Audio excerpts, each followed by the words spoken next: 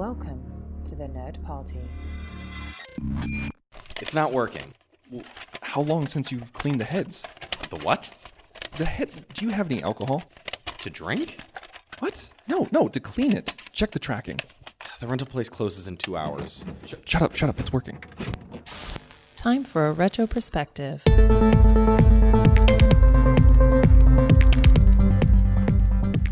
Hello and welcome to RetroPerspective, the Nerd Party's show in which we take a look at all of the movies released this week, 25 years ago. I'm Mike. I'm John. And today we're going to be talking about January 21st, 1994. Yeah. This was a week which only featured one new movie. I mean, just to kind of like put it into perspective, there's a lot of stuff that was still being watched from the previous year. I believe, just kind of like looking at the box office numbers and everything like that, the last week, January 14th, 1994, was when Philadelphia went wide. It was released probably limited towards the end of 93 in order to qualify for Oscars so that Tom Hanks could get his Oscar win or nomination or whatever it was. And then it was released to the masses on January 14th. And it continued its dominance this week. It was number one with $8.8 million. And actually, right behind it, also at $8.8 million, was Mrs. Doubtfire, which had been out for a while. Oh, my gosh. Oh, geez. That's right. Yeah, Mrs. Doubtfire was a huge hit. Yeah, huge. But number three this week was the only movie actually legitimately released on January 21st, 1994, Intersection. Yeah, starring Richard Gere, Sharon Stone, Lolita Davidovitch, Martin Landau, and Captain Kirk's mother, Jennifer Morrison, at a very young age. Yeah, which credited as Jenny Morrison instead of Jennifer Morrison. It's always fun to watch actors and actresses like change their name over time. Like Ronnie Howard became Ron Howard. Jenny Morrison becomes Jennifer Morrison. It's sort of like, I guess it's sort of like when Snoop Doggy Dogg became Snoop Dogg. It's almost, it's like a rite of passage. I've matured now, so I changed my name. Yeah. Well, this movie is interesting. If you haven't seen it, it's on Amazon Prime in the States, at least. If you're in Canada, apparently not. Sorry, Brandon. Yeah, sorry about that, Canada. But yeah, it's weird because I had never heard of this movie before. But you look at the talent. I mean, we just rattled off the actors who are in it, and they're all pretty big names. And behind the camera, the director was Mark Riddell, who I'm not really too familiar with, but like it was written by Marshall Brickman, who wrote Annie Hall. It was photographed by Vilmos Zsigmond, who photographed Close Encounters of the Third Kind and Jersey Girl. Mm-hmm. And, I mean, it was a pretty stacked team. James Newton Howard did the music. I mean, there were a lot of people behind this, and like looking at the credits, it was based on a book, and it looked like there were numerous people who tried to crack the code on this thing before they actually made what was made. And you get to the finished product and you're kind of like, why was there so much effort involved in this? But yeah, not to, spoil things or anything. You want to give us a little synopsis of this thing? Yes. As a man is going through a car accident, time slows down and we experience flashbacks nested within flashbacks nested within flashbacks until we come back to that moment in time. And then we experience dream states that are sort of flashbacks while everybody else is dealing with the after effects of his accident. It kind of reminded me of For Love of the Game in some ways. Yeah, I could see that. Yeah. Except for the car accident, which reminded me of Mission Impossible 2. So it's starting strong out of the gate. Yeah. There you go. This movie wishes it could be Mission Impossible 2. Yeah, it's very much sort of like and not even like a relationship drama so much as a one man's introspective look at his life. His midlife crisis. Yeah, is basically what we're taken through. Is, you know, there were a glut of movies like this in the 90s that had to do with, you know, this virile man who's in his, you know, his 40s or 50s, and just women adore him, and he just has so much trouble deciding between this boring, beautiful wife that he has with a child and this thrilling, beautiful woman that also wants to be with him. And it's, you know, it's male fantasy for sure. And it's strangely passionless in its telling, which is odd.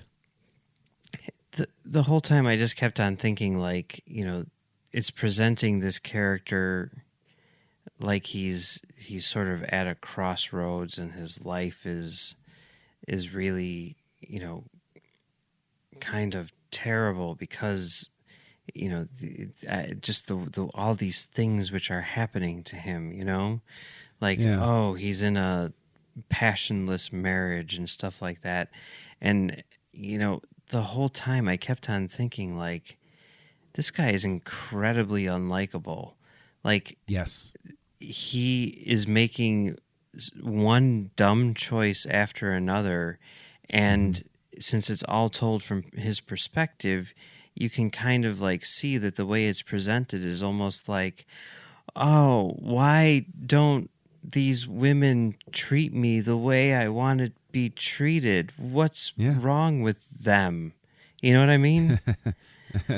Like I have it so hard because, you know, my wife doesn't show me the love that I want to be shown, and yet I was just going to say, let's also be very careful to point out that, and this is a hallmark of this genre, it's not that love isn't shown so much as he's not given sex on demand.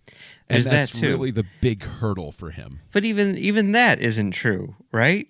Because is like also true. Yeah. There's like this whole scene where they're at like a party with all of their friends and family and parents and everything, and they're upstairs, and he's like, "Quick, lock the door." And she's like, "Okay," and does. And then he's like, "Oh man, that wasn't as passionate as I wanted it to be." Yeah, but that was one of those flashbacks within a flashback to show that his wife used to be willing to. I don't think so. Yeah, it was yes, because the dialogue when they're at the dinner. First off, they did a horrible job of coloring his hair, but they that I think that was supposed to be their like wedding rehearsal dinner. That's the way I took it. No, because they said something like, "Oh, you've been married for a year. How come you don't have kids yet?" Unless that was inside a flashback inside the flashback, whatever. Or maybe you're right because they were like, "Oh, it's going so well." Right, so maybe you are right about that. And they've got like a 12-year-old daughter who went on to be Captain Kirk's mom. At that point, they still do. Okay, well, yeah, right. No. They hadn't. Well, whatever. Yes, yeah. That sort of, but that sort of speaks to the problem of the structure of like all the flashbacks within flashbacks. Is it's like, wait, what time is this happening again? Mm-hmm. Yeah. But even like with that. Like, no, I mean, I don't think that was supposed to show, like, the good times because, you know, that the way that whole scene is played is, you know, she's like, "Don't touch my dress because you'll get fingerprints on it," or something like that. And then, you know, she's like, "Okay, that was great. I got to go." And then she runs out, and he's, like, sitting there like, "God, that was not what I was looking for." And it's like, well, you know what, dude? You're upstairs at a party in the pool room. Yeah, exactly. Maybe you got to deal with disappointment in your life every so often. Yeah, you know. I don't know. Like the whole time, I just kept on thinking he's like, my life sucks so much. Wah, wah. And I'm just like, you know what? This is all your fault. This is 100% your fault. And then there's the whole thing with the car crash and everything like that. And then I'm just like, well, this is super melodramatic, Yeah, and never mind the fact that it's not actually the crash does not actually occur at an intersection, so the title means nothing. Yeah, I mean, yes, I know it's an intersection of his life, but you're supposed to have sort of that, right? Ironic overlay, sort of Good thing. Will Hunting. Right? Exactly. Yeah. Exactly. Mm-hmm. But I think you hit the nail on the head that he's unlikable. I just question whether it's a combination of things, whether it's that the script doesn't really come together and present a likable guy, or whether Gere's performance doesn't do any favors for it. I mean, I think that he's fine. I think Richard Gere is a really good actor. Actually, I agree. Who just lots of times picks really bad movies, but I don't think there's anything wrong with his performance. I don't think there's anything that he could do because it's all on the page. But I sincerely believe that, like, the writers of this movie were like, I feel bad for this guy because he's got it tough, He's got to choose between Lolita Davidovitch and Sharon Stone. And he's a wildly successful architect. Yeah, all that stuff, but he doesn't want to build a house with this woman because he might still be in love with his wife who doesn't love him, and then there's the whole thing where he's like all like super pouty because his ex-wife is dating some guy. Yeah, and it's like, but do you remember the part where you're building a house for the woman who you left your wife for? So maybe get off your high horse there for a minute. Do a little introspection at the intersection. That would be helpful. There you go. That would be helpful. There you go. I don't know. It's what's so weird about it is it's a decent enough movie that like it didn't garner a reaction of, oh, I hated this. This was terrible. But it didn't garner a positive reaction. In all honesty, it's something where I don't know what would possibly qualify it as memorable in any way. And the shame that I think is there is that I think that Davidovitch and Stone do a good job with their roles. I think that they're high points to the film. And I think that Stone actually really does a good job of communicating, a woman going through a divorce who's, been hurt and trying to bounce back and is in the unenviable situation of being, co-owner of the firm that her ex-husband run, Right. That's pretty terrible. I think she does a really good job of giving a nuanced performance so far as that goes. And I think that it's misplaced in a movie that doesn't deserve it. Yeah. These types of movies were very prevalent in this time period, and I was kind of looking forward to it in that regard because there's a lot of them out there which are good. And when I did see like all of the talent involved behind the scenes, I got like really kind of excited about this movie. But just as it progressed, I was just like, God, I don't see what the point of this is. I can't relate to this. And it really does sort of feel like this thing that was going on in Hollywood at the time, which is just, like an industry run by a bunch of guys who are really, really entitled and who think that, they deserve all this stuff. And when they don't get it, life is really hard for them, Yeah, they get pouty, they throw fits, they use emotional blackmail, I guess. Yeah. But there's also the resolution of the movie is that it's okay. They both thought he loved them. That's a terrible moral. Mm-hmm. That's really awful that these two, oh, well, it's okay. He put them through hell, but they both think he loved them. Yeah. Oh, all right. Like, I would have liked to see even more anger from Sharon Stone, or like, there's just, it's such hero worship that goes on with this, and it's nuts. And, of course, the only guy that speaks, honestly to him earlier on is Martin Landau telling him to get back together with Sharon Stone. But even that dialogue is not great. It really sounds more like just an old guy scolding someone as opposed to somebody giving actual life advice, which is what would have worked better in that scene of, Landau actually communicating to him instead of keep everything under one roof. Yeah. What does that even mean? What are you talking about? Yeah, well, I forgot about that whole thing where Martin Landau and Richard Gere go to meet the clients who they're building this building for. And the clients are like, we need to make some changes. And he starts like yelling at them and stuff. And it's like, Landau calls him out on it, but it's like, oh, God, he's also a struggling artist, But not even an artist. I mean, the thing is, what's funny is you rightly call out, like, the thing that was going on in Hollywood at the time. You can see a reflection of what film directors were, quote unquote, known for at the time. Mm-hmm. I'm not getting my way. I'm going to throw a fit, and I'm going to storm off the set, and I'm going to. So there is so much projection going on in this movie. It's odd. I guess if you were to do an early 1994 double feature, you'd have Dangerous Game and then Intersection would be your double feature for this is the psychological tell of what was going on behind the scenes for everybody. Yeah, and it's both of them are about guys who are cheating on their wives. And should we get into a few little spoilers for Dangerous Game, since people probably aren't going to be seeing it, since you have to get it on physical media in order to see it?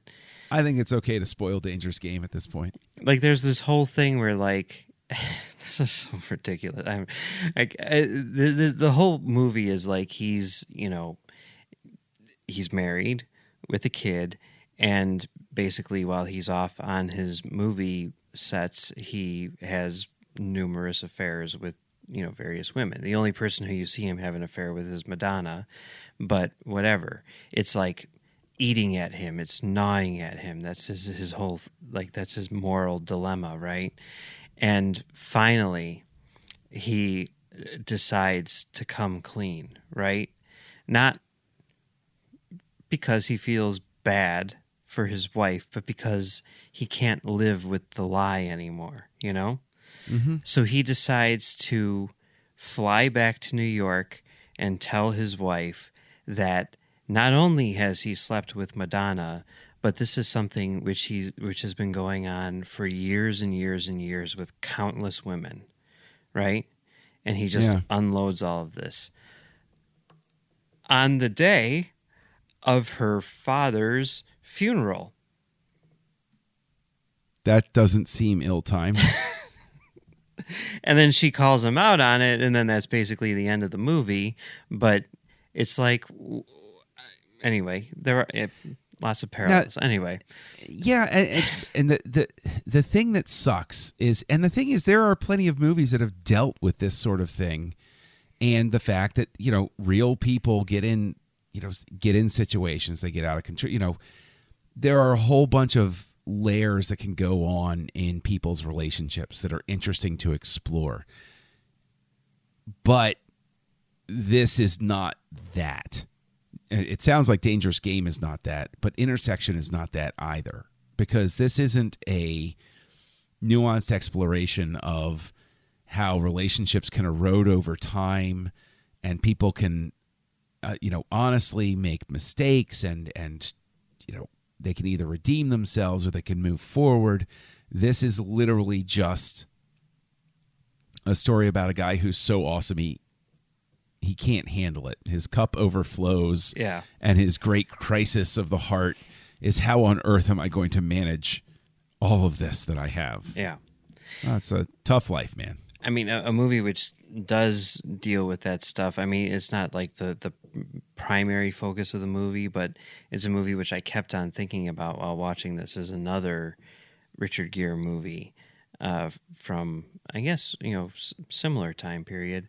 And that's Dr. T and the Women. Have you seen this? Never seen it. Never seen it, no. So good. Robert Altman, in my mind, one of his best movies. A lot of people sort of dismiss it. I think it's amazing. Richard Gere plays a guy who's a gynecologist, and he is basically the only, I mean, for all practical purposes, the only male character in the movie. Everyone else in his life is a woman, and it's kind of about how he has all of these different relationships with different people, whether it's his coworkers or whether it's his wife or his daughters or whoever. And he's just kind of like surrounded by all of these women. And, there is like a thing which is kind of dealt with in terms of like infidelity. But it's much more nuanced in that, it's something which is kind of like it happens out of like grief in a sense, and it's a much better movie. Let's just say that it's Okay, really, fair enough. really funny, and it's thought provoking. And I mean, Gere is great, and so is everyone else in it. I highly, highly, highly recommend Dr. T and the Women. It is classic Altman as far as I'm concerned. I highly recommend it. That sounds great. It really does. I mean, I haven't seen Dr. T and the Women, but I think contemporaneous to this, a couple of years on either side, Primal Fear came out. That was another Richard Gere movie. Yeah, which I've never seen. I saw that in the movie theater with my brother. Yeah. And we were both surprised by it because it featured an actor we weren't familiar with by the name of Ed Norton. Oh, yeah. Yeah. And we were surprised by it. We were like, oh, wow, that was actually pretty darn good. Yeah. I heard like yeah. the casting director of that movie talk about how like they're like, this is such a hard role to cast. They had looked at hundreds and hundreds of people, and they were like, there's nobody in Hollywood who can do this. And then, this stage actor comes in and blows them away, and then that was it. Yeah, and he's actually related. I don't know whether he's like grandson or something like that, but there's a town, I'm sure it's bordering on city now, in Maryland, Howard County, called Columbia, Maryland. And Ed Norton's from the family. I think it was his grandfather basically zoned and planned out that entire area. Oh, wow. Or something like that. Yeah. It's something like that. But yeah, he came from a line of people that had an impact on the great state of Maryland. Interesting. At least that part of it. Interesting. Yeah. Sooner or later I'll check that movie out. I've heard nothing but good things. But yeah. Worth checking out. I do think it's funny that Intersection isn't available on Amazon Prime in Canada, considering the whole thing, without being specifically stated, obviously takes place in Canada because all of the signage is Canada. They're in Vancouver. And it's odd because I don't know if it's a good thing or a bad thing, but it's a thing where I'm very accustomed to at least a line or two of dialogue establishing what town we're in, what state, what city, whatever that we're in, and nobody says where they are. And that's not like a mark against the movie, or did I just miss that? No, I mean, I didn't notice anything, but I have noticed movies do that. I think sometimes it's done intentionally, like, Seven. The idea is right. it's supposed to take Yeah. place in the worst city, and they never name the city. But, the one that always stands out to me, I think just because it was shot in Chicago, so you see all of these sort of like Chicago landmarks to people who would know the city, but it avoids like things like the Sears Tower or whatever, is Stranger Than Fiction. Love that movie. Yeah, with Will Ferrell.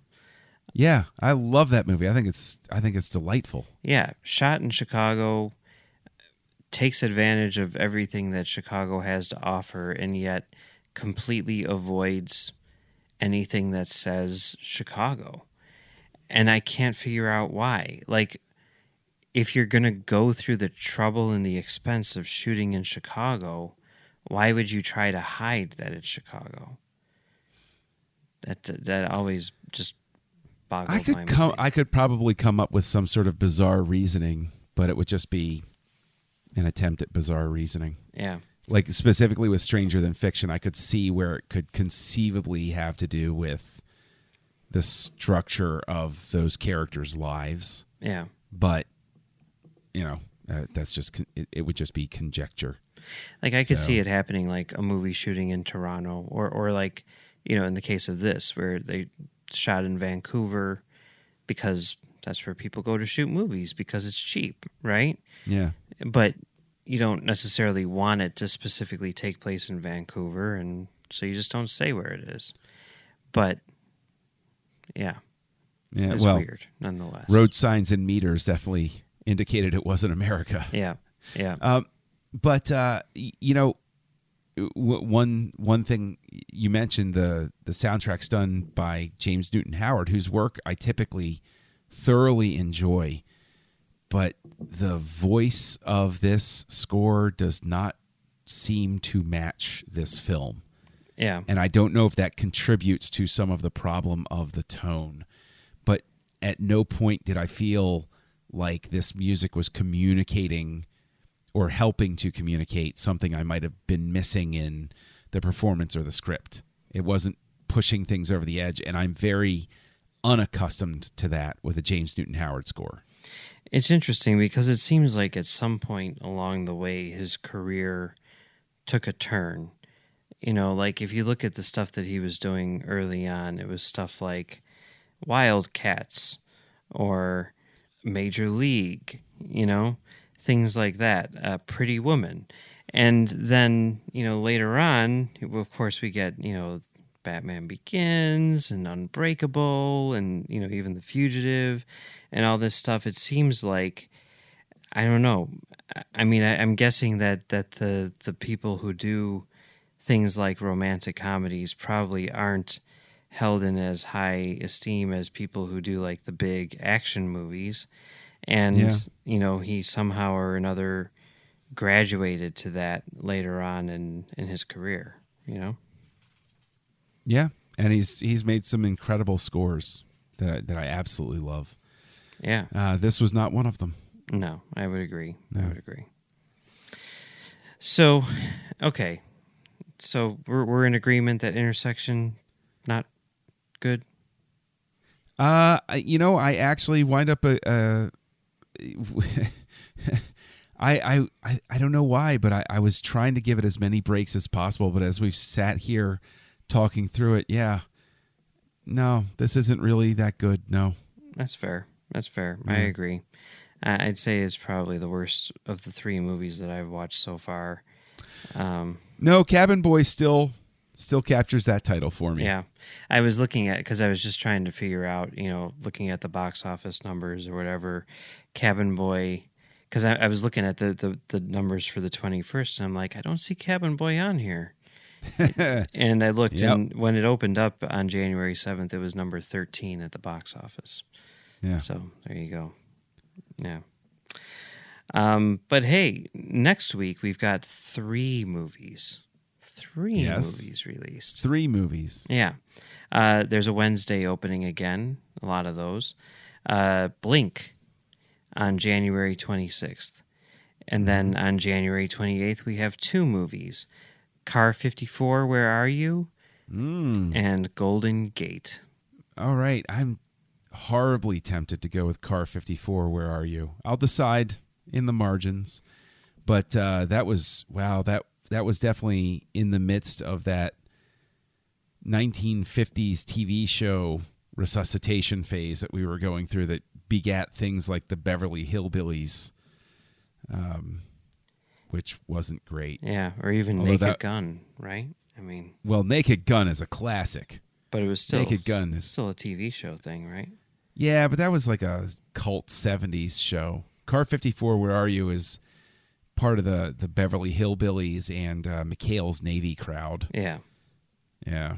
Yeah. So I might catch that just out of curiosity, but okay, maybe one of those other titles will pull me away. Well, I definitely know which one I'm going to go with, and I'm actually pretty excited about it and looking forward to it. So, Car 54, Where Are You? Great. We shall see. Perfect. We shall see. Yeah. and just looking at things, you can see that now that we are getting away from the Oscar season, there's going to be a lot more choices almost every week. You know, I think there's only one other week this year where there's only one movie to choose from. So, yeah. Sometime in May, if my guess is correct. I believe it's April, actually. Oh, April. Yeah. Oh well. Close, though. Swing and a miss. Yeah. So, yeah. All right. Well, until next week, John, where can people find you on the internet? Oh, just look for me as Kessel Junkie on your social network of choice. Hang out on Twitter, Letterboxd, Goodreads. And here on the Nerd Party Network, you can hear me co-hosting Aggressive Negotiations with Matthew Rushing. It's a Star Wars show of a different sort. And Mike, where can people find you? You can find me on my website, filmdamagepod.com, doing a show called Film Damage, where we take a look at movies from the perspective of the booth. And hopefully we'll have a review of Glass up there at some point in the near future. And you can also find me on Trek.fm doing Tracks from the Edge, where we provide audio commentaries for every episode of Star Trek Discovery, which is starting up this week. And you can find me on Twitter at Mumbles3K. Awesome. Yeah. So what bit of advice do we want to give them on the way out the door, as usual, Mike? I guess I would say, be kind, rewind.